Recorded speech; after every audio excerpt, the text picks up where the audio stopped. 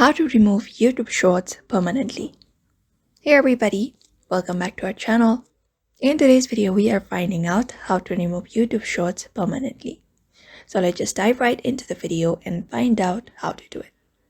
So first thing is heading over to your YouTube application, and once you are there in your YouTube, if you posted a short that you want to delete, you can head over to the U tab in the bottom corner. After that, when you scroll a bit, you should be finding a section with your videos. So when you head over to your video section, you'll be finding the videos, the shorts, or the live that you posted on your channel. So if you want to delete or remove your YouTube shorts permanently, all you need to do is go ahead and locate up the short first and tap on the three dot beside it. And from this menu, you can go ahead and select the delete option and confirm this deletion. And when you do that, that video will be deleted from YouTube permanently.